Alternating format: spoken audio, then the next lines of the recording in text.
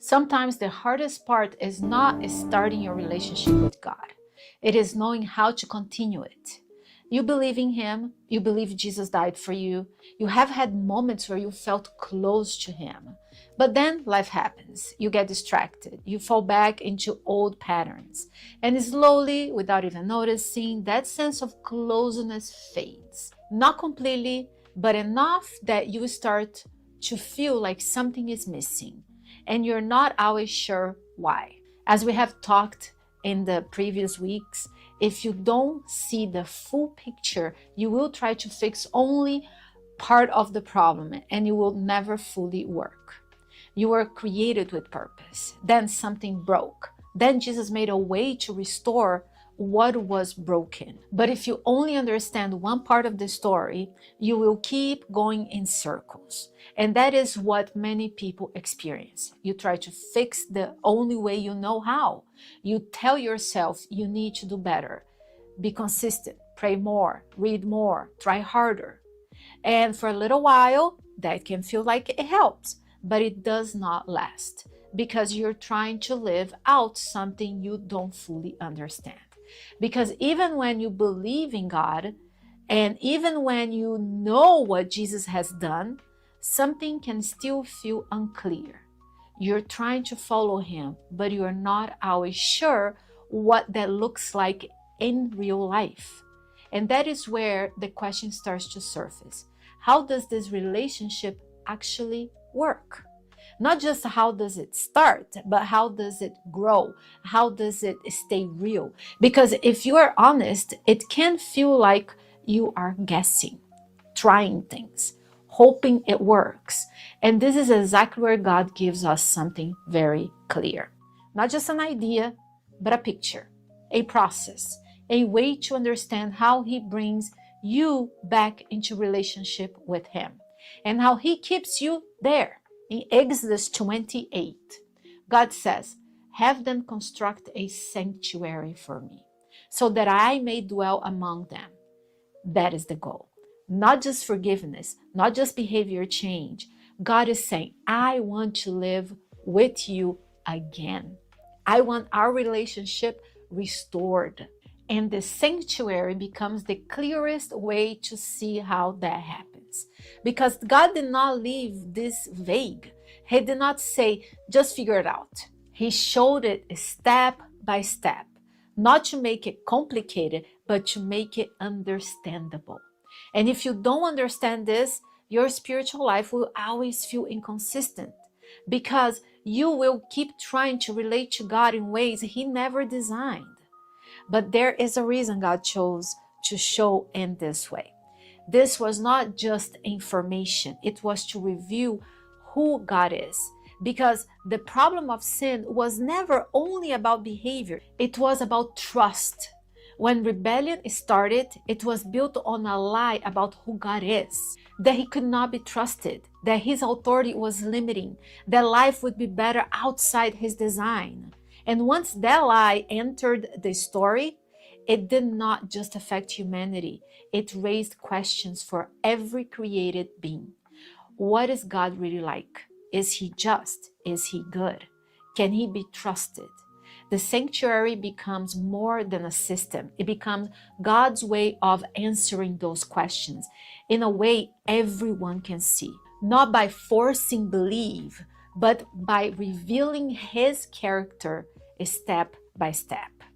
Every part of the sanctuary shows something about how God deals with sin. And at the same time, how He treats the sinner. Because those two things matter. God does not ignore sin, but He also does not reject you. And this is important because many people live with a distorted picture of God. They see Him as distant or strict or easily disappointed. But the sanctuary tells us a different story. It shows a God who moves toward you, not away from you.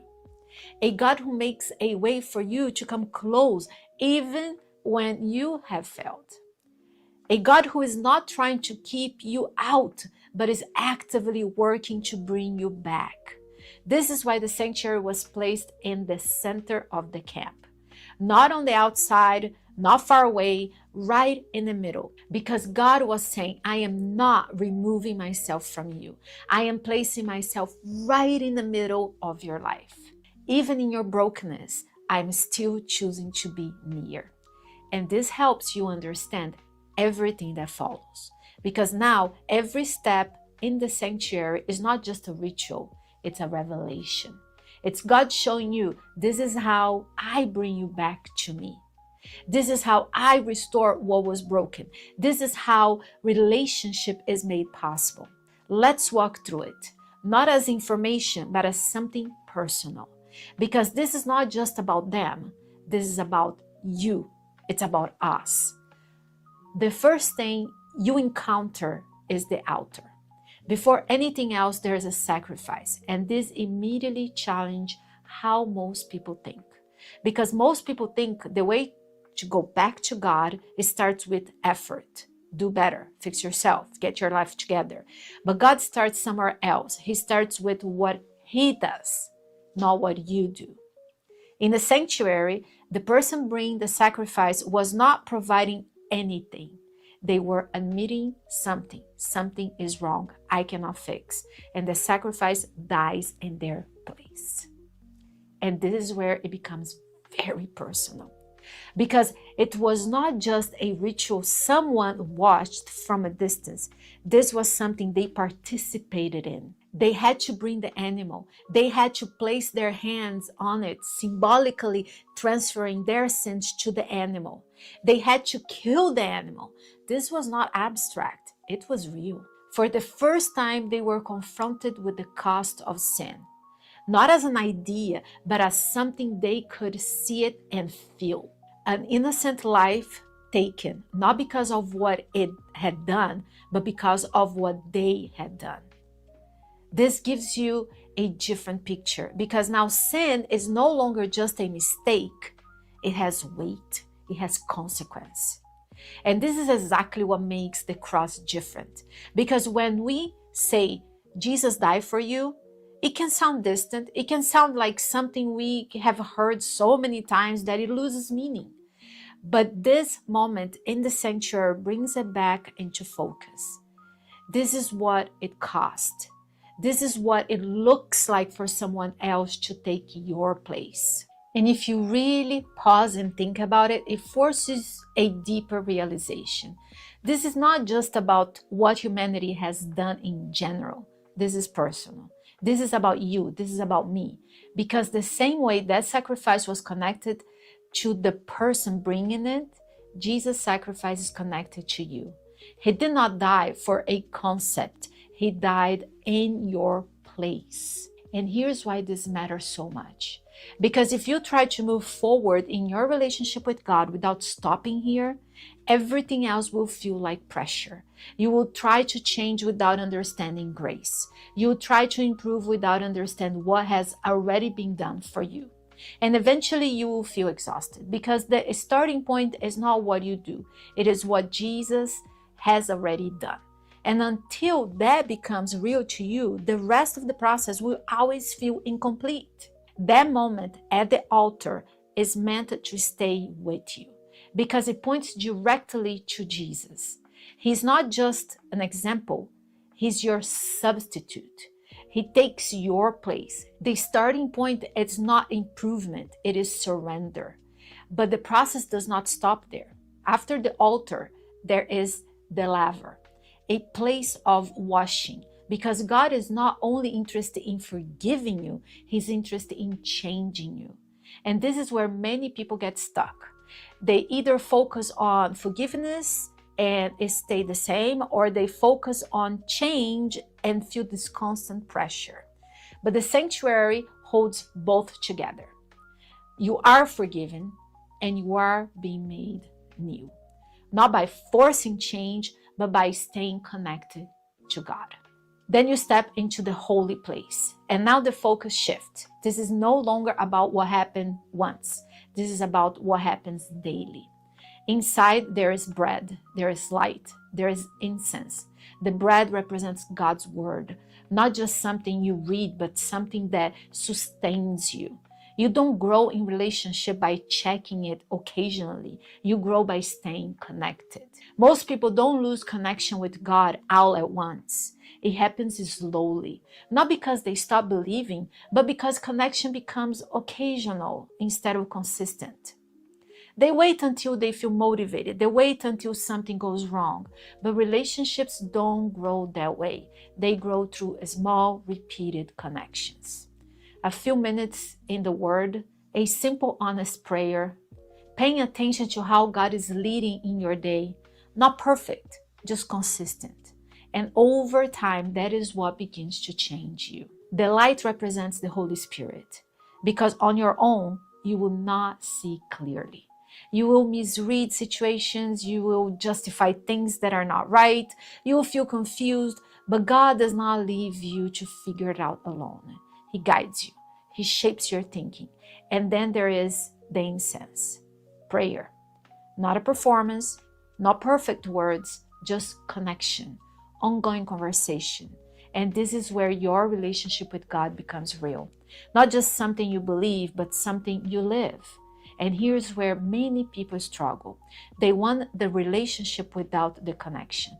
They want to feel close to God without building daily closeness. And it does not work that way, because the sanctuary shows that restoration is not a moment, it is a relationship.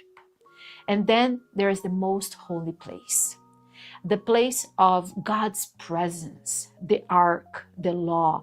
And for many, this feels distant, almost unreachable. But this is where everything comes together, because Hebrews tells us that Jesus is now our high priest, which means access is no longer limited. The same God who felt distant now invites you close, not because you earn it, but because Jesus made the way. And this helps you understand your relationship with God. You're not trying to get to Him. He has already opened the way for you. You're not trying to convince Him to accept you. That was already settled. You are learning to live in what He has already made possible. And maybe this explains something for you. Maybe the reason it has felt inconsistent is not because you don't care, it is because you have been trying to relate to God without understanding the process He designed. Maybe you have been trying to shape without starting at the cross. Or you have accepted forgiveness but stopped there. Or you have expected closeness without daily connection. And that's why it feels incomplete, because each part matters and God has already made the way. The question is not, is God willing to be close to you? The answer is already yes. The question is, will you step into what He has already opened for you? Will you stop trying to fix yourself first and come as you are? Will you allow Him not to just forgive you, but to change you? Will you build a daily connection instead of waiting for a feeling? This is not about doing more. This is about responding differently. God is not distant. He is inviting you in, step by step. And you don't have to do it perfectly to begin. You just have to begin, because He has already made the way. Next week, we are going to talk about something that often feels restrictive: God's commandments.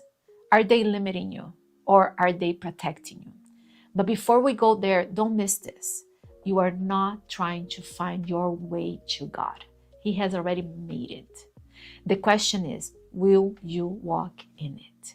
If you're watching this on YouTube and you want to be part of this live where you can actually talk and not just listen, check the description below.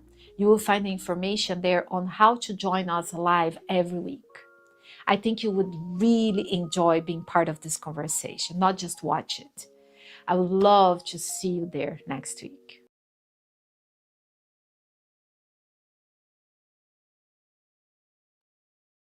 And hello, hello, hello.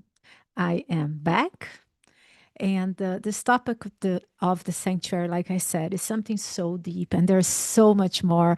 It was really hard for me to summarize as much as I could, so I would not be lecturing you for 1 hour because we want to talk about this. So I gave a little summary, but like I said, please let me know if you'd like to start a Bible study and understand more of these topics. So right now, we're going to go to the next part of our online service. We are going to do a little quiz. And like I do every week, I have to share, cancel, allow the panelists, and then share again. I hope one day Zoom fixes this. But here we go. The poll is ready. You can start answering. And basically, as if you're coming here every week, you already know the poll is a way for us to start the conversation. By the way, I do not know who answers what. The only thing that shows me is a percentage of people that have started and finished responding, but I don't know who you are. So be honest. Tell as it is. By the way, this whole thing here, I'm asking you to be yourself, to be honest. I think it's the only way that we can really get to know ourselves and allow God to change us. Because while we're pretending, there's no way for anyone to really work with us while we're pretending to be something that we're not. And who are we trying to trick? God knows our heart more than anybody. So we just have to be honest. So, yeah, please answer the poll. And I'm going to give you guys like 3 minutes for you to read it and answer. And I'd love for everyone to participate, panelists and everybody else in the chat. By the way, when we are doing the chat, are you guys seeing the poll? Because I don't see anybody answering yet. I don't know if it's delayed. But so I'm giving you guys time to answer. I continue talking because silence is awkward for me. But please start answering as I am talking. I was going to say something. I forgot what it was. Hold on. It's going to come back here in just a minute. Can't remember. Okay. I will read some of the questions here as you are answering. Right now, how would you describe your relationship with God? Close and consistent, close but inconsistent, distant, but I wanted to grow, distant, and unsure what to do. Before today, did you understand how the sanctuary explains the process of restoration? Yes, clearly, somewhat, not really, not at all. Which part of the sanctuary process feels most new or helpful to you? The sacrifice, the cleansing, the daily connection, God's presence. By the way, we didn't even touch the cleansing of the sanctuary. This is a very good study. So I'm glad somebody already knows what this is because you understand already. But it's too much just for one short sermon. That's why I didn't include it. When you struggle spiritually, what do you usually do? Try harder, fix it myself, avoid it, distract myself. Talk to God about it. It depends. Yes. Do you feel like you've been trying to grow spiritually without fully understanding the process? Yes. No, not sure. How consistent is your daily connection with God right now? Very consistent, somewhat inconsistent, almost none. After today, do you feel like you understand better how to grow your relationship with God? I wish I had asked after this last 4 sermons because I don't think just today would make a big difference. But when we add everything that we've been learning every week, I hope it's helping you have a better understanding and grow your relationship with God. And the last one, what is one step you feel led to take this week? Spend more time in the Word, be more intentional in prayer, surrender something to God, or start rebuilding consistency. And I can see that the answers are all over the place, which is good and it's normal. And that's why we're here to talk. I see that some people are still answering, so I'm going to give you guys a few more seconds. In the meantime, I remember what I was going to say before. When we are during our discussion time, if you wanted to participate, but you have a question that you don't want people to know that that was you asking the question, you can go in the bottom of your screen on Zoom. There's something that is called Q&A, which, by the way, I'm not seeing on my screen, so I don't know if Zoom changed something. But it's, oh yes, if you go to more, there is a Q&A there. And in that Q&A, if you answer a question there, nobody knows who is sending that question unless you put your name, but it's anonymous there. Question or comment, whatever that you want to say. And for me, it's extremely important that everybody participate, not only those in the panel, but also those that are in the chat. And I don't see anybody answering anymore, so I am going to end the poll. Are we good to end the poll? I can't see anybody, but I think we are. Panelists, please turn on your cameras. I forgot to ask you that. That's why I can't see anybody. But I think everybody ended the poll. And now I want to view the results. There you go. And stop sharing.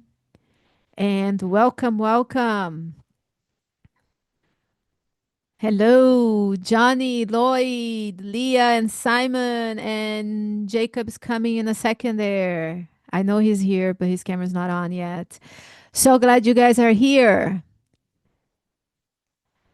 Jacob said he needs a minute. That is okay. We have time. I'm so glad you're here. Welcome back, everyone, those in the panel and those in the chat. I have my regulars here and some that are somewhat regular here, Leah and Simon. Yes, let's do the introduction. I should have thought about the question that I wanted before we started, but that's okay. So, something different because I think by this point, especially those that come every week, the people in the panel are tired to hear the same thing. My name is this and I do this. No, we have to think of something else. Come on, Lloyd and Johnny, help me think of another answer about you guys that we can share. What did you have for lunch? What you have for lunch? There you go. Okay. Let's do name what you had for lunch and something weird about you. Don't go too crazy with that one. Who wants to start? I am here. I am weird. I'm ready to start. Guys, hello. My name is Johnny Villamil. I am in Greenville, Spartanburg, South Carolina. I was very blessed to have some very, very good Colombian seasoned chicken thighs, little arepas. If you know Colombian food is, you know arepas very important to our gastronomy. Some salad and a really nice passion fruit juice, just really, really good. I I want more now that I'm thinking about it, but that's that. And what is something weird about me? There's a lot of things, but um, you know what I guess it's weird. I really like Peruvian pan flute music. Very, very weird, but I just find it No super relaxing. idea what that is. You guys in the chat know Peruvian pan flute music is peak music. Look it up if you don't. I will On a look it day up. you want to relax, it will change your life. I will look it up. How about Lloyd? Hey everyone, my name is Lloyd Lang Jr. Today I actually had hot dogs, clo corn on the cob, coleslaw, lemon squares, and jasmine tea. I know the jasmine tea is kind of random, but I just like something warm in my system. A weird fact about me, is that I play Dungeons and Dragon and I'm a DM. So, but to me, I don't think it's weird. It's like this. If you're a part of the community, then you're like, oh, it's not weird. But if you're not, then you'll think it's weird. Because Okay, it's like I you just have adults playing like imagination and telling stories. I have to ask, what is a DM? Dungeon master. So it's like the Oh, person that kind of like leads the got story and stuff like that. I never played, but I heard enough because I watched Big Bang Theory. Mhm. So that was a big deal there. So that's how I learned. But yeah, my son is playing something that I think is similar. That I forgot the name too. I'm horrible. Oh, if you ever find out, let me know and I could translate it for you. It's something with cards. He's playing with cards and he's really into every almost every evening he's going to his he just got into it. So he Mhm. almost every evening he goes to his friend's house and they spend hours. And he tries to explain, but the game was so complicated. I was like, ah, The too thing is, much as soon for as you my brain. said cards, I'm thinking of a billion different things that you could possibly be talking about. It sounded like Dungeon and Dragon. That's why it came to my mind. I know it's not that. But it Yeah, was yeah. No, it's not something. that, but yeah. Yeah, yeah. Let me read here from the chat because I want to make sure we get them involved as well. So Faith said the passion fruit juice is so tasty. Yes, yes, yes, yes. Jasmine tea, tasty. Uh Jacob's curiosity pick. Yes. I think you like Dungeons and Dragons. And Fate said, I've heard of Dungeons and Dragons, and I've heard of recommendable for neurodivergents who struggle with communication. Interesting. Very, very nice. Okay, let's continue here. Jacob. Hello, my name is Jacob. Um, I live in the West Columbia, South Carolina area. I'm almost the middle of the state. Nice. Um, I guess the weird thing about me would be that I don't know if anyone else can experience this, but like you can taste the air around you. Taste the air. Okay. So like if broccoli's being cooked in the microwave or something, and you can smell it. Mm, To me, I can okay. also taste the air, and it's like, well, I don't need to eat that now. I can taste the air of it, and it stinks. If it But stinks, but if it's something good, then you have to eat. the to go back on what Ian's playing, do you know what the cards look like No, but maybe and before we such? finish, I can grab one. I'll Please send do, him because a I'm definitely curious. I'll send him a That text and sounds ask like what do Magic the you Gathering. That's what I was gonna say, but I was just like, I don't want to jump to conclusions. I it may be because I remember there was something magic in the word. So Are the I'm gonna cards are expensive? he's Okay, been then it's magic. he's been trading his Legos to be able to buy this. Yeah, Yeah, it sounds like magic. and he is addicted to Legos. So you should see his collection. But anyways, thank you, Leah and Simon. You go first. Oh. Um, I'm Leah. I had an omelet with salsa for lunch. That's a very strange combo, but it's really good.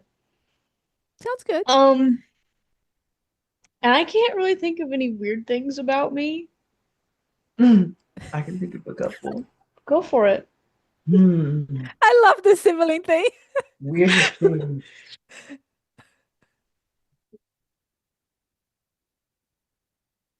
Look at I Leah's can face think of a like, couple. be careful Normally, there. I would be able to, but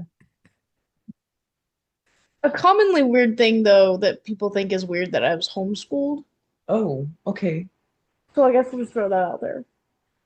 Yeah, it's becoming a lot more common than weird. Yeah, Yeah. it's a lot more common now, but during the time when we were homeschooled, it was not a common thing. Yeah, yeah. How about you, Simon?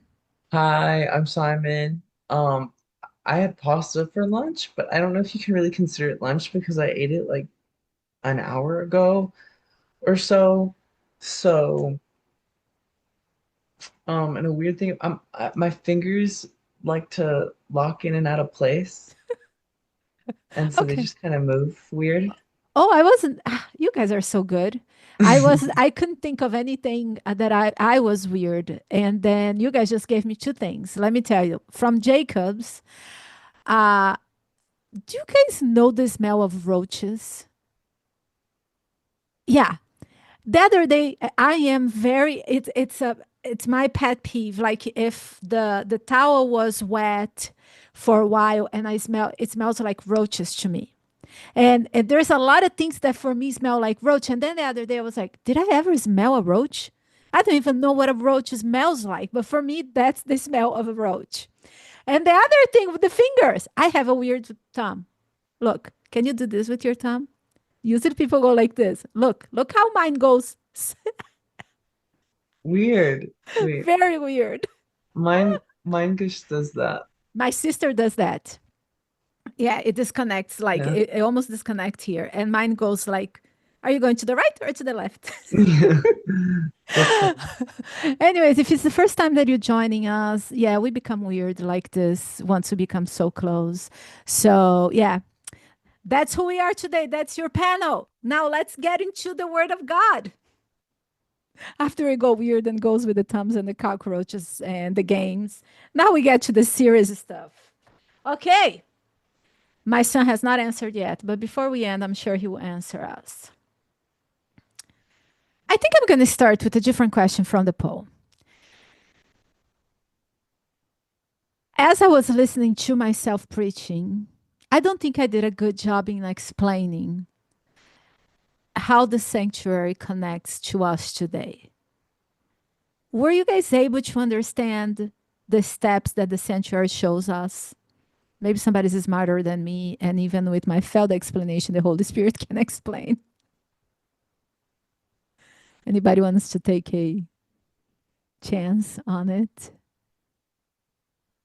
If not, I'll go. I just don't want to make another sermon. I feel that I watched it again to get like a second look at it. I might. Yes. This is what I was thinking. Because I do these sermons purposely very short, because what happens is the social media, online, YouTube has taught us, well, YouTube videos can be really long. If you're really into it, that's what you're looking for. But in social media, you want to just things that are very quick. A minute video is too long. Can you imagine that? A minute video is too long. What has happened to our brains? But I went from preaching, I could never preach less than 45 minutes. That's how bad I was, to do social media. And whatever I want to preach, now it's in 30 seconds to a minute. So that taught me so much to focus in one point. Coming back to online church, now I do between 10 and 15 minutes. And I prepare the sermons, our 8 sermons, and I record our 8 sermons. And then we send it to be edited, and then we get it back. So as I'm listening and listening and listening, sometimes it's too much information that I cannot even process. But as I was listening, I was like, I don't think this was well explained. At least not to the way that I like, because usually when I do a Bible study on the Tabernacles, it goes an hour long. But basically, the sanctuary shows how when we sin, we would. By the way, let me make this clear. Can you guys hear my dog barking? No? Good. This mic is good. While they were in the desert, basically what God was doing with the people of Israel, he was trying to show them what was to be the people of God again. Because they spent 400 years in Egypt. They lived there for too long that even though they did understand that they were descendants of Abraham, they had a lot of influences of the culture of Egypt. So much so that when they left, they start right after they see God sending 10 plagues, destroying Egypt, open the Red Sea. They go across the sea in dry land. They come to the other side, and not too long after, they start complaining again. They get to the promised land. People think that they were going circle. No, they were going straight to the promised land, and it took 40 years. That was not the case. They were going circles for 40 years. It took them about 2 months to get to the promised land. And they get to the promised land. God tells them to take over the promised land. And they're like, nope, we are not strong enough. We are not soldiers. They are giants. They're going to kill us. So God understood that they were not ready. And they needed to understand what was to be the people of God again. So God when God gave the inspiration to Moses to build the tabernacle and gave all of the rituals of the tabernacle, every single step was a parallel, a shadow of what was going to happen in the future. So when the person would sin, and God never, ever wanted anything, no animal, no humans should die to appease him. That is the twisted idea that the devil inspired the pagan nations. God has no pleasure in the death of any animal. But the way it was instituted, we go back to the second episode that we had here. Remember with Adam and Eve, when they sinned, God asked them to bring the most innocent animal. That's how the sacrifice of animals was established. This was for them to see how horrible sin is and never wanted to sin. Make sense so far? You're following me? It's becoming a sermon, but I promise you that I'm going to make it short so we can get into the discussion. But I just thought that you guys needed to have a little more to understand. So they would come, bring their sacrifice, lay their hands, transfer symbolically their sins to the lamb that represented Christ. And once they did that, they had to kill the animal themselves, and then their part was done. And then that animal was taken to the altar of sacrifice. It was a specific, it was a year old with no defect, with no broken bones. It had all of the instructions, specifically because that was representing Christ that was going to die on the cross. So the altar was Jesus dying on the cross. So all of our sins was transferring to him. And then the next part was the washing, or that the priests now take over. They take the animal, they put in the altar, then they go into the laver, the sink where they would wash their hands symbolically, the baptism, the change of the renewal of life. Then they go into the holy place. There were two compartments. One was the holy place, the other one was the most holy place. And in the holy place, they would go there daily with all of the sacrifice, everybody that sinned. And part of it was to take they would take a little bit of the blood of the animal and sprinkle in the veil that divided the holy place to the most holy place. In the most holy place, it was the Shekinah, the actual presence of God was right there. So the priest could only go to the holy place. And he would go in there and sprinkle the blood and say, hey, Johnny asked for forgiveness. And here is the here is the record of him asking for forgiveness. So that veil would be very dirty. Day after day after day, with everybody bring the sacrifice and so on. Once a year was what today is known as the Yom Kippur. It was the Day of Atonement, which is a parallel to what was going to happen in the future in the Day of Judgment. That's when the high priest, not the priest, but the high priest, once a year would also do a sacrifice. I'm trying to summarize. There's more details to it. But then he would go all the way into the most holy place and bring the blood representing all of the nation of Israel, all of the tribes of Israel. And then he would remove, once that sacrifice was accepted, the veil of that divided the holy place to the most holy place, that it was full of blood, would be removed. And that is the cleansing of the sanctuary. That's when Jesus is going to go as our high priest. That's why we call Jesus as our high priest. He's going to go in front of God and bring the records of each one of our lives, our books, and be our representative in front of God. And once it's accepted, once that is all done, it's pretty much the judgment, the cleansing of the sanctuary is when it's all done and Jesus comes back. I know it was another sermon, and now we can start talking. Did this make a little more sense now? It's still a lot more information, and sometimes we have to digest a little more before we really get it. But let's start a conversation, okay? And Pastor Chris can stop talking. Okay. Now, let's start with the question that I usually make at the beginning. Something from the sermon or from what I just explained that caught your attention, that made you look things differently, that is speaking to you. And why don't I have a volunteer? Someone that says, I wanted to talk. Lloyd. Mm, So what stuck out to me the most was when you were talking about the incense, like, the praying, the conversation with God, and like how because it's like as soon as you were talking about it, it just makes me just think about relationships in general. Like when it's like whether if it's our family, our significant other, whomever it may be, it's about creating that intimacy. And the only way to have that is through consistency, like constantly talking, constantly being in communion with the person. Because like, you have to hear their voice, you have to learn their voice, but as well as it's not just going to, because think about it, if you just went to your spouse or to your sibling and say, I want this, I want this, I want this, I want this, it's like it's a one-sided relationship. But then it's like, when we think about praying with God, it's supposed to be ongoing, but it's also supposed to be two-sided, meaning like, hey, you talk to God, you tell him what's on your heart, but then you should also make the space for God to tell you what he wants you to know. And then like, it's like an ongoing. So that's what kind of like stood out to me the most. It's interesting how the all of the symbolism tells us something. The incense was continually like Hmm. a sweet aroma going up to God from our prayers. Johnny, So my mind is just like, you know, these are heavy topics, but there was this one, and I had to write it down. It is something that really makes me feel reassured. And I have here written, even in your brokenness, God still chooses to be near us to restore what was broken.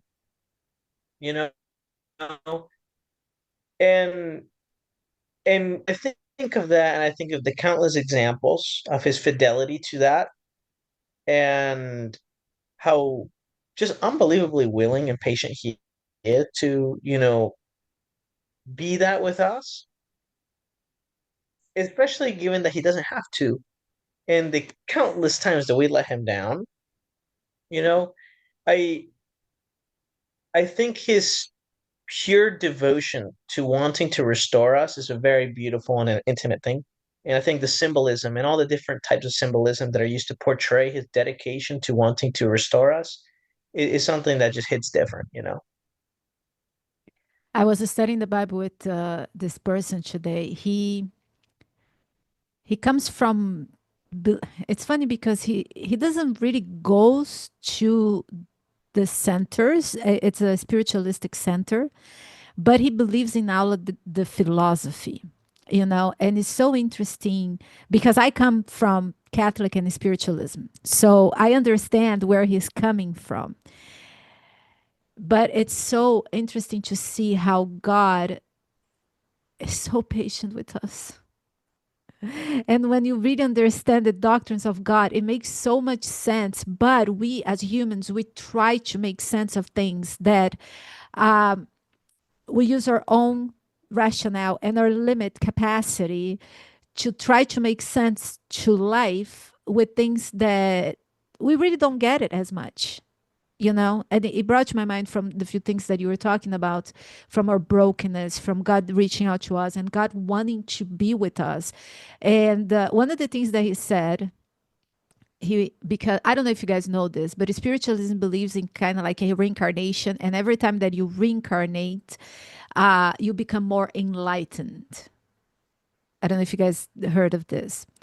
And he asked me a question. He was like, how can you explain two brothers, brother and sister, and one is much smarter than the other? And I didn't know about this. And I didn't know about this side of it. I had never heard until he mentioned to me. But he explained that the sister that is smarter is because in her past lives she lived more lives. So Leah lived more lives than Simon. That's what they believe. And then I was like, well, because we study what happens after you die and reincarnation versus resurrection and all of that. And then when I explained to him that biblically that does not make sense, it was so difficult for him to understand, which I don't think he fully understood yet. But I find it beautiful how God leaves everything detailed in the Bible. If we just come back to him, he will guide us, you know. Okay, Jacob, why do you think so many people feel disconnected from God even when they believe in Him?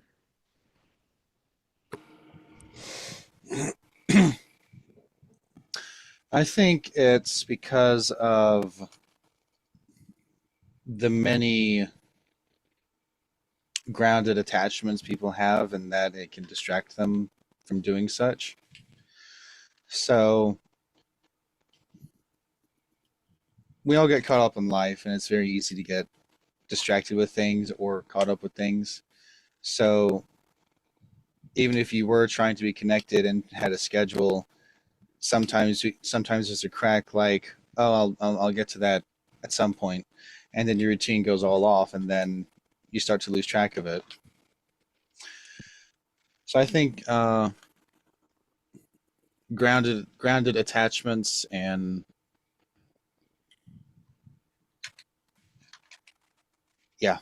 what Faith said.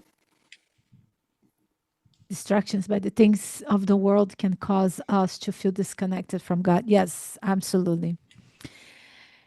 And sometimes, kind of like what I was just mentioning about the person that I'm studying the Bible with, he was taught another thing that he mentioned too, and I'm coming to you just a second, Leah. He mentioned too that the explanation that he understands, let's say somebody was born paraplegic or blind, they're paying for the sins from the past life. So now imagine you grow up believing that somebody's suffering their entire life for something they did in the past life that they don't even remember. They still believe in God, but they have this twisted view of who God is.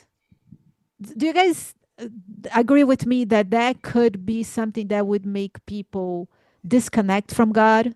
They wanted to believe in a God of love, but what kind of God of love makes someone with a horrible disease to punish them from past life?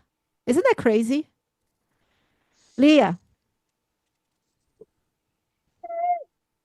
Ugh, she's she broke it there for a second. I was gonna say that with your last question, I just spoke to somebody this past week about her connection with God and a lot of other things. And we had a long conversation. It was a couple of I think we talked for like 2 or 3 hours or something. And she said that she felt very disconnected to God because she didn't really have like a community or people that she could talk to about it. Or she felt like in a lot of instances when she went to church or anything like that, she didn't have that freedom or space to like have ask questions and things like that. And I feel like a lot of it is community. Like you need a community of people that you can speak to and talk to them about things and get other people's point of view as well as having your own. I 100% I agree with you. Now I have a question for you. Mhm. Did you invite her to the online church? I did, but I don't know if she's gonna come. We'll see. That's okay. That's okay. You did your part. This is what I want people to know, that here they can ask questions. Yeah. Lloyd, what are some common ways that people try to fix their spiritual life? And why do you think some of these approaches don't work? There are many ways to fix your spiritual lives. I would say the one that's just coming to my mind is just over spiritualizing it. Where, like, because I know, like, earlier in my walk with God, I remember a certain family member says, you have to wake up and pray at this time, and you have to do this, and you have to do that, and you have to speak certain words. And it's like they add so many different rules and so many different layers that it almost becomes more work based than actual like a relationship. Because when I like the way how that person said, like, you have to wake up 4 a.m. in the morning, start doing your devotions. And now with my own relationship with God, God's like, you know what, I'm happy when you open up your Bible when you get up out of the bed. Because for me, I'm a night owl. So doing just even opening the Bible and just doing my devotions in the morning, like no human interaction, just doing that, to me, that goes a longer way with God. And it's something more, it's like each of us are different and our relationship with God is going to be different. And it's like I feel like a lot of times people add rules when there doesn't need to be rules. Don't get me wrong. Like what Faith said earlier, you do need that consistency. You do need to strive to go towards them. But striving and turning your face towards them could look different to different people in different seasons. But at the end of the day, all of us still need to look to Jesus. I hope that answers the question. Yes, yes. No, no, this is good. Hannah said here also the least, at least my generation, we are the closest generation, but also distant generation. Yeah, it's so funny how this younger generation, we are so connected and so disconnected. It's the weirdest things. My sister was like, just called this person, and I'm almost having a hesitancy to call people because calling is so invasive. By the way, just for the younger generation, because the older generation they don't see that way. They think the younger generation is lazy, not wanting to pick up the phone and call, but it's not that. It's almost a block that the younger generation has because a phone call feels invasive. Am I right or wrong, young people? Tell me. Which I Fine, yeah. I think it goes to different cultures are different too because Brazilians are addicted to the voice text on voicemail on WhatsApp. We live by that. I had to get used to it because at the beginning people would send me 10-minute podcast, with the short message. But that's how it is in Brazil. We had to get used to it. But yes, it's a generation that it's digitally connected and completely disconnected, but it's okay. We're not here to point to the faults. We're here to look into solutions. It's funny because I bet the first time that you guys joined this club, this church here, you all felt weird. Now it's so comfortable, isn't it? Maybe not for everybody in the chat. Some people still feel uncomfortable, but it's becoming more and more comfortable for us to just talk. And that is the goal. The Cool Kids Club. There you go. I had a question here. What are your thoughts on including having conversations with God in a habit trackers? Is it something like an app that you go there and you track the days that you have in conversation with God? Is that what it is? Explain a little more for me, Faith, so I can answer to you. And while you're doing that, Sounds like that though, yeah, because it they do sounds have like, their habit trackers to say, hey, like brush your teeth, wash yeah, the dishes, and then you can collect streaks. But yeah. for me, I don't see anything wrong with it because it's something where it's like everyone's relationship. It's like this: if you had to do that to Mhm. to create that momentum with your relationship with God, just to be consistent, then do that.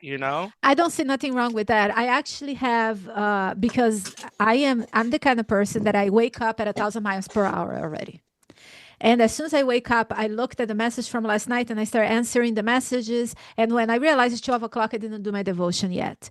So I had to put an alarm for me every day at 6 o'clock to remind me to do my devotion. So I don't think there's nothing wrong with that. I think it becomes a problem when somebody else is forcing you to do it. That's when it becomes something that you start hating because it's somebody else. But when you make that decision, and by the way, parents, sometimes we have to do that to help our kids, guide our children, and so don't think that is abusive because your parents had a devotional time or had something like that. But it comes to an age that we have to allow them to create their own habits. So it's something from them and not that somebody else forced them. Faith said that habit trackers are a type of charts where you write down the new habits and check off many of the time. Yes, yes, that's what I thought it was. I don't see anything wrong with that. If that's the way that it helps you, why not? You know? Johnny, um, what does the sacrifice system teach us about how serious sin is? And how does that compare to how our culture views sin today? Let me put it this way. If I made a mistake and I had to take my little puppy I think you guys will never forget this and example, burn will it, you? it's traumatizing. It's traumatizing. I can't think of anything more painful than that. I've never had to do that. I've hoped to never have to do that or anything similar to that. But I mean, I can't conceive of any more clear and direct way to show the real cost of sin. I can't. And I think that's exactly why God designed for that system to be exactly the way it is. I mean, I know of people who they grow their own chickens and they slaughter their own chickens to eat, and props to them. Um, I think it's a system that I myself, I've never had to really live. I can't speak to, what it's like to go through that system firsthand, but I can't conceive of any more direct and clear system to show the real costs of sin. Yeah. And I would like to imagine, although many people in the Bible have done this and failed, but I would like to imagine that after doing that once, that would be more than enough for me to say, hey, I'm never doing this again. But I guess people really liked killing animals back then because they just repeated and repeated. We're really, really serious sinners as humankind race, but it's a really humbling system, and I think in theory it should work. And I think it's the same thing with people that today work in slaughterhouses. At the beginning, I bet they hate it, but that's how they need to feed their children, get paid and work. And within time, they don't even think it's a big deal anymore. I have a feeling that that's what happened back then. But only probably because they sinned too many times. Because if they they didn't and was once in a while, it would be traumatic every time. Lloyd. I definitely want to add to it. Like, I could see where there was a disconnect because in the scenario that Johnny said on the way how most likely God initially intended it it was supposed to be like your personal animal, something that you cherish. So that way, like you have that remorsefulness. It will be ingrained in your memory. Like, hey, I lost this cat or I lost this dog because of this bad decision I made. But then when you look about what happened throughout the Bible, eventually they started prophetizing off of it. They started saying like, "Oh, you could come buy this dove, you could come buy this lamb." So it kind of said like it's almost like you're paying to sin almost or paying for forgiveness because it's not your animal, and because it's not your animal, you don't have that like that relationship because like I know this is a little far-fetched, but I know like one summer I was in Jamaica with my family and we had a goat just for a day and I was playing with the goat, and then that night they like killed the goat and everybody ate the goat but me, and I'm just like I can't eat something that I was playing with one moment ago. And it's like when that bond is formed, it's going to really dictate your relationship, you know, Yeah, and how you and your actions. I mean, yeah. absolutely. If you're playing with the goat and then you see the goat on the table, on the dinner Hmm. table, what I see is how the devil loves to take truth and sprinkle with a little bit of a twisted lie in the middle, because what happened within time, it became I can cheat on my wife. All I have to do afterwards is get a goat, kill, get a lamb, kill, and I'll be okay. So, yeah, it became that I can sin, and then because they didn't get the point, It became transactional. it became transactional. They didn't get it that was representing what would happen to them. And so the human race wouldn't be exterminated. Jesus said, I will die in their place. But the ones that are going to be saved are the ones that accept me, accept my sacrifice. Otherwise, they will not. Time passed. They started doing that just like a routine. Well, if it gets dirty, I go and clean. If it gets, I can like it would be premeditated. You know, for me, it's crazy how. And that, like when we look back, and some people, when I'm doing Bible studies, they really challenge me and they're like, which one came first? I do believe what came first was if I believe in the Bible, I believe what it came first was God introducing the animal sacrifice. But you see, in the pagan culture, they would sacrifice animals and people to appease the gods. So when I come and I start teaching that God instructed people to kill the animal, they start comparing the true creator God with the pagan made up gods and saying, so God also wanted blood? What kind of God is this? You know, that's where people start creating this twisted view on the character of God. Leah or Simon, did you want to say anything? I thought I saw a hand somewhere here on my right side. You guys are on my right. Sure, I'll say something. Go ahead, Simon. I've thought about it that way personally, so I was like, hold on, wait a minute. Um, but I see what you're saying, where like, God instructed us to kill the animals and sacrifice them, but now people are getting it twisted with other gods that were created by man. So man is instructing man to kill each other for this purpose. This is essentially what that means, which is really twisted. I know. Horrible. I know. It's how twisted, unfortunately, when we stay away from God, that's some people are like, they question, how can a person just become this psychopath? I believe that anybody can become a crazy psychopath when we're distant from God. Yeah. Unfortunately, because we see things out there that are absolutely insane. I cannot even believe that they happen, you know? Let me catch up with the chat here for a little bit. Isaac said, good thing they never burned the animals alive. Yes, they killed the animals first, which is still horrible. Only after gentle bleeding. Not sure about pigeons, though. Yeah, I don't know the details on the pigeons. And Jacqueline said, I never thought about like this, but I don't know exactly what the comment was about. Sorry that I took too long to read it. Jacob, I have several questions here just in case I run out of questions. I write them down. How does the idea that God is trying to bring us closer, not push us away, challenge the way people usually see God?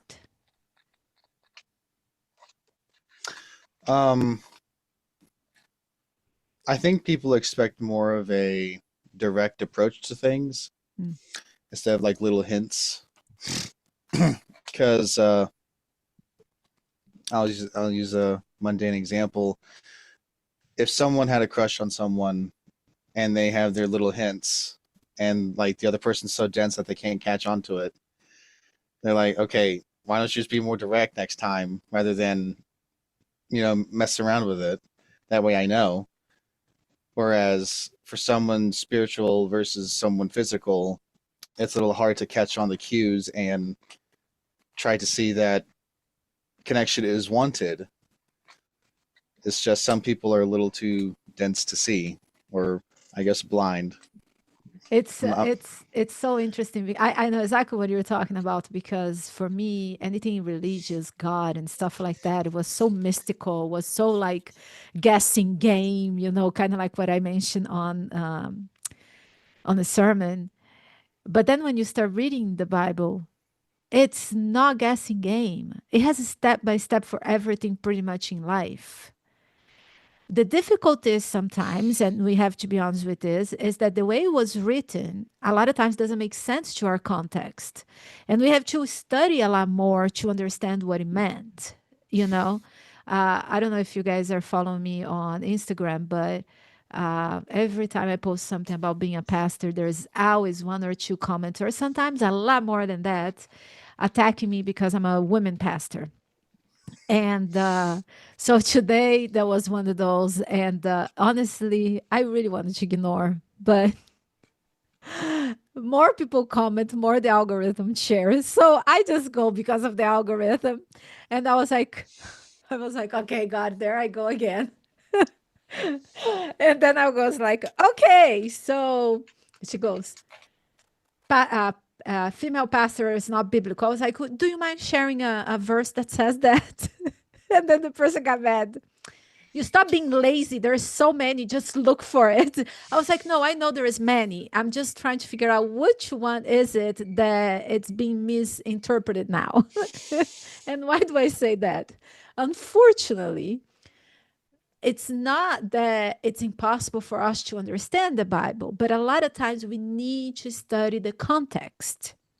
And that's where it becomes too much. Life is hard. I don't have time. I barely have 5 minutes to read my Bible, do a short prayer, and go, much less study. Why is it that Paul said women should not talk in church? What was happening in the Corinth church? What was up with the God of the Ephesians at the time, and all of that. This is just a simple example that came to my mind now, but there's so much that God gave so clear in the Bible that if we will follow, but it's clear if you understand context, and sometimes we have to read more. This is not to discourage anybody. Just what I'm trying to say is that a lot of times that I felt like the Bible wasn't clear, I couldn't understand God, why these things are so vague. Or sometimes when I found things that I thought it was contradictions in the Bible, why would a God allow burn people forever in hell? So it took me time to actually study and see that that's not the case at all. Anyways, that's another topic for another day. Lloyd says here, people need to learn the history. Yes, and the time period and when the Bible was written, what was going on culturally. Yes. Now, it is important, one thing. There are things in the Bible that are eternal. It's not just for the time, because then we start picking and choosing. Right? So we have to be careful with that.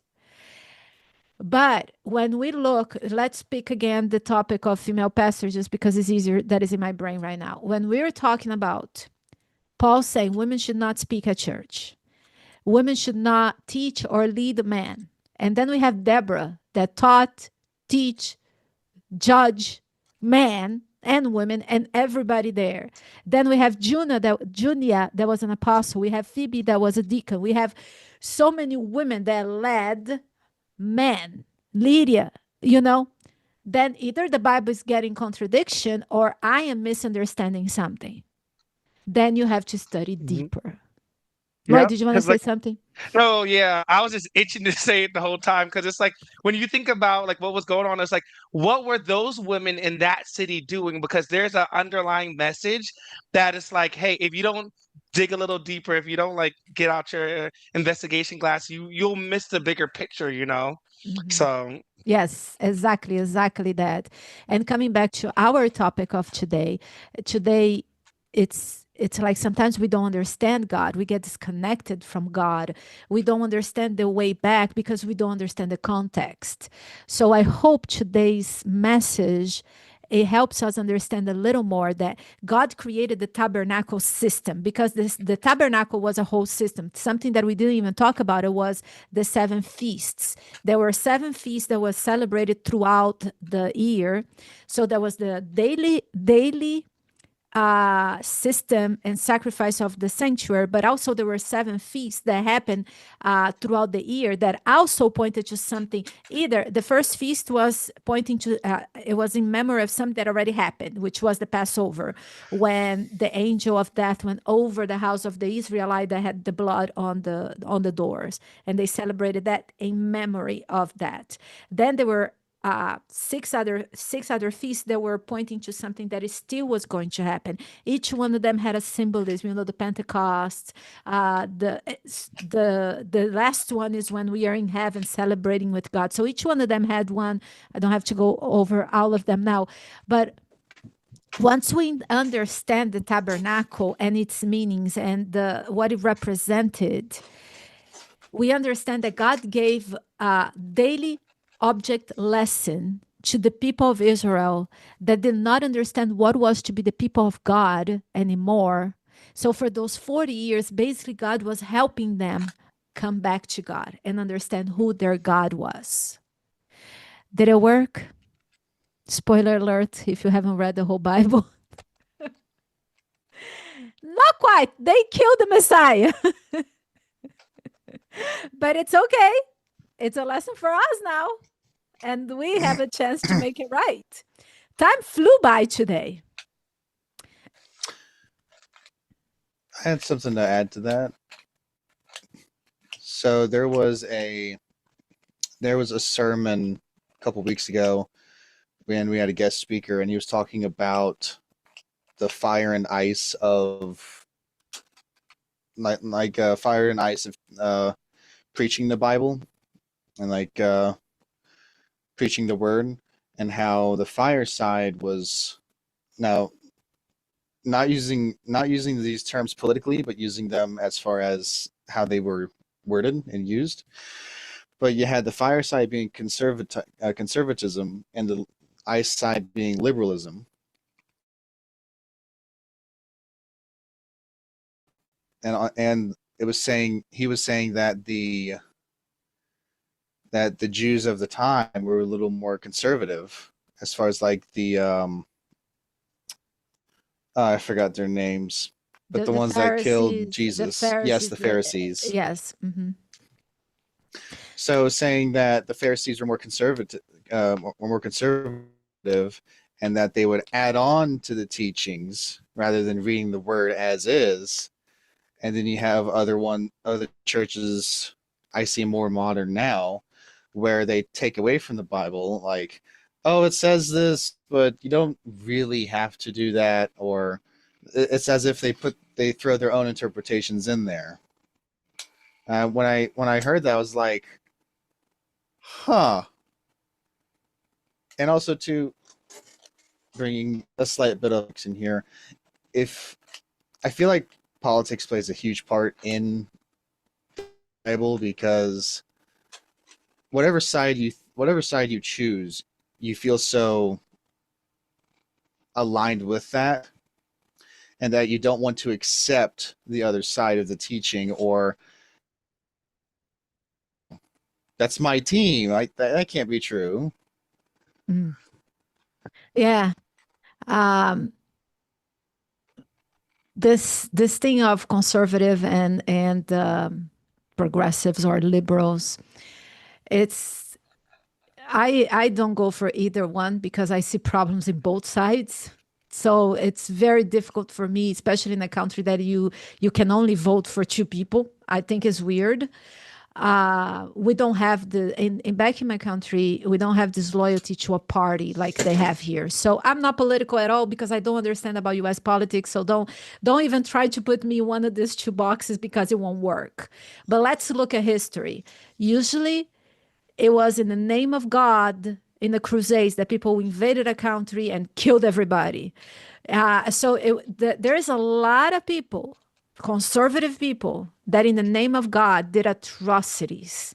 So not going to politics, but being very conscious and being very, okay, it doesn't matter which side you are and which there are, it's not rules, like there is laws or things that they wanted to do from the different parties that sometimes I like from the Republicans, sometimes I like from the Democrats, sometimes I don't like either one of them, but always we need to come back and say Jesus is not neither one of them.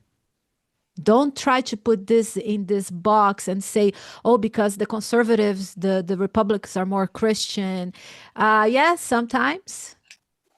And sometimes they're not. So go back to Jesus and ask him, allow him to put us in the right place. Let me keep up here with the chat. And then I think it's about time for us to go. Jacqueline said, hold on a sec, because my throat. Let's go again. I'm talking too much. That's why I can't talk. Maybe sometimes the current feelings of disappointment for me could stem from the Jews in the Old Testament constantly failing over and over and over again. Yep, requiring all of these different prophets to keep pleading with God to please forgive them over and over again. I get it. I am with you. But then God comes to me and goes like this. How about you? God has to come over and over and over again. And when I think I'm doing better, I do something stupid again that is not representing God. And then when we look at a bigger something bigger like the nation. Look at our nation. Look at my nation back home, and look at this world. So I still cannot believe in 2026 a country can just go to another country and say, I want this land for me. And I'm going to kill everybody that doesn't give me this land. You know? Faith said, some even misinterpret the Bible and run with it. Yes, a lot of them. Lloyd said, the real question is, who are you following, God or man, God's way or man's tradition? And Isaac says, I can explain politics. Think about soccer or football and your favorite team. That's about as deep as the hype goes. You're right. You are right. And Jacqueline says, anyone in Charlotte area, we will be there Sunday, October 11th. Oh, nice. For a concert and staying overnight. Would love to meet Jacob, Rebecca, Ben. And if you're in the area, sorry for typing in the chat. No other way to reach out. No, this is good. This is a good place. Jacqueline, what concert are you coming here? I think if they know the concert, maybe they would be more enticed. Mercy me. Oh, that's nice. See, if you guys wanted to meet, get Jacqueline's information. You can text me if it's too hard to do it now because we're supposed to be done now. But you guys, oh, she's sharing her number. So, and if you don't get it here for some reason, in the chat that you guys, not the chat, the text message that you guys do it with me, you can ask and I can share her information as well. But that's a lovely idea to get a group of young adults together and go to the concert. She did ask me to see how I could communicate with you guys. As far as like Facebook page group and stuff like that. And I was like, these young adults, they don't like Facebook. They don't reply to stuff that I send them. And I'm looking direct at you. It's okay. But I like this. Yes, put the message here. Let's get together and do things together. I think it's an awesome idea. I may even go. When is it? October 11th. I have to see if I'm here. Guys, this was awesome. We have 4 more episodes to go. And before I hang up, I'm going to ask you guys a favor. For those that are participating in my doctorate project, I am going to be sending you either today or tomorrow a questionnaire. I don't know if you guys remember, but I said there was going to be a pre-survey question, a post one, and a middle one is going to be a questionnaire. Out online, I'm going to send you the link. And if you could please answer those, I really appreciate. Thank you so much. Love you guys. Come to Jesus. He has the solution for all of our problems. I have a cat cam. Look at that. That is so cute. They were chilling at my desk the whole time. Oh, that's so cute. Thank you, Jacob. Thank you, Simon, Leah, Johnny, Lloyd, and everybody in the chat. I see you guys next week at the same time. Love you guys. Later. Bye.